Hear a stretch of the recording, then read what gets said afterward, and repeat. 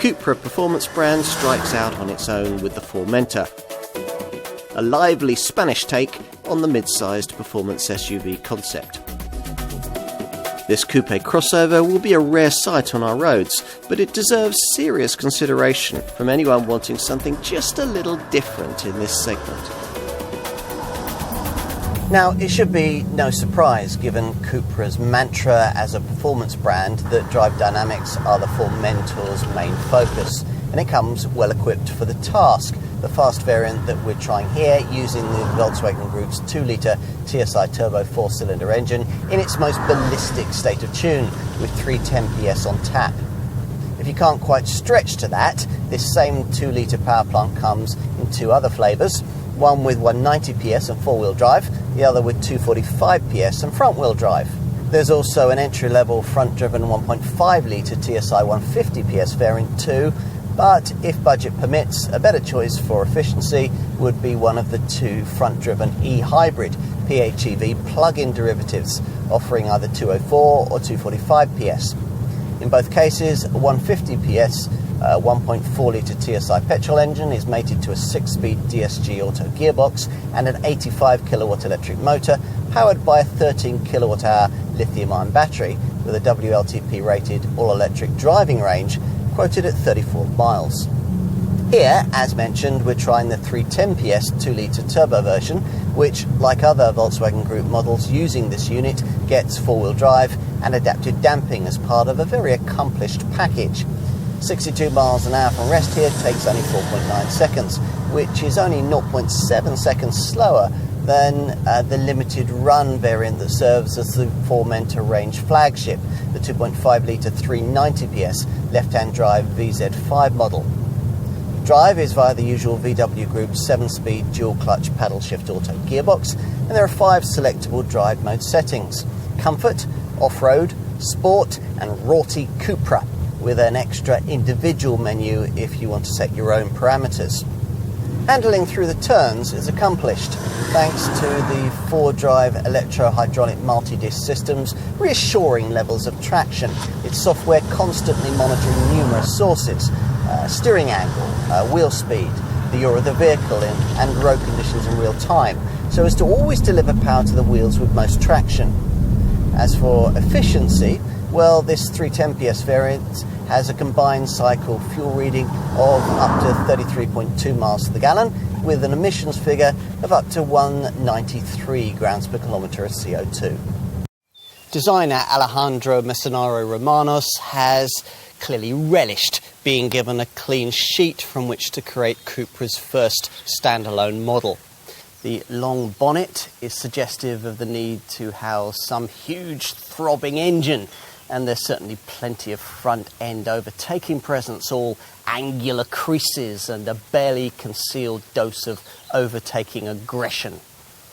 Size-wise, the 4.5 metre length is a fraction longer than the Cupra Attica, but the swept-back SUV coupe-style roofline is 100mm lower, which in combination with the set-back passenger cell gives the silhouette something of the look of a high-riding estate.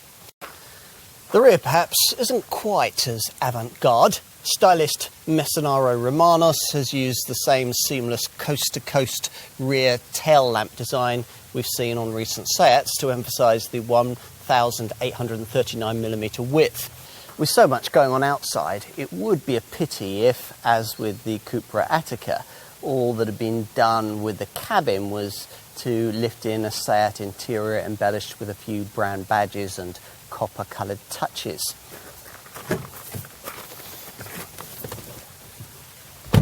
Fortunately, that's not the case. The designers have been able to fashion a bespoke dashboard which appears to float, an impression created by the horizontal full LED wraparound ambient lighting strip, which changes colour with drive mode selection and safety functions, and runs the width of the fascia flowing into both front doors.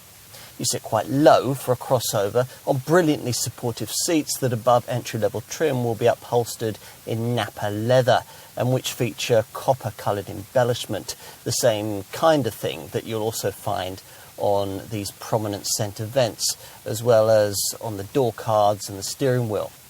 The grippy leather-stitched wheel is a bespoke Cupra item, which on plusher models, in a nod to Alfa Romeo, has two circular buttons hanging from its centre spokes, the left one for drive modes and the right one for start-stop. Through that wheel, you view a 10.3-inch digital cockpit instrument display, differentiated from the one used in a humbler Seat Leon by redesigned graphics, though the screen's customisable functionality is exactly the same.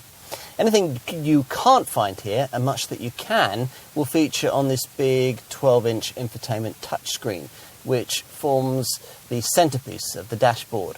It's disappointing that this monitor has to control the climate functions in combination with these fiddly slider controls beneath, but there's lots on it, including the drive mode menus and an ambient lighting section that allows you to colour coordinate the cabin beautifully after dark.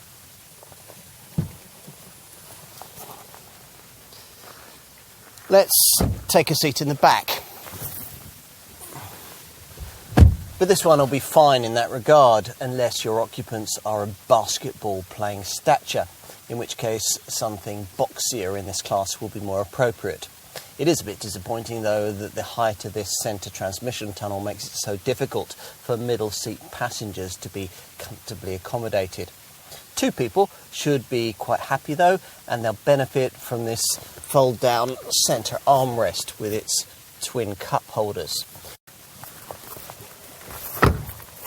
Let's finish this segment by taking a look in the boot. The powered tailgate, standard above base level trim, rises to reveal quite a high lip, but a square, usefully sized space, the capacity of which varies depending on powertrain selection. It's just 345 litres with the PHEV e-hybrid variant due to battery placement beneath the floor. But this more conventional VZ model ups that to 420 litres, a figure that rises to 450 litres with the base 1.5 TSI variant, which has a more compact rear axle. Even that, though, is still 35 litres down on what you'd get in a shorter Cupra Attica. Thank the Formentor's swept-back roofline for that. If you need more room, you can use these useful sidewall catches to push forward the conventional 60/40 split rear bench, which frees up this much larger 1,445 litre load area.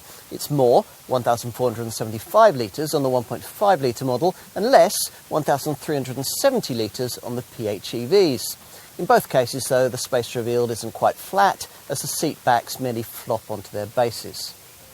Cupra has tried to do something quite difficult here, namely take a lot of existing mechanicals and create something genuinely interesting and different from them, a particularly hard job in a market already awash with crossover clones. But with this Formentor, they very nearly managed it. After all, the Formentor is potentially fast, as well as being practical and interesting to look at.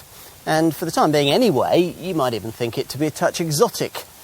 Whether you actually get what's been promised here, essentially a Porsche Macan, a BMW X4 or a Mercedes GLC Coupe distilled down into something more affordable, is a judgment you might actually rather enjoy making. We're not quite convinced, but we have seen enough to feel hopeful about the Cupra brand's future. Can there really be Latin spirit in everyone? If the marque can deliver that, there's a place for it in the market.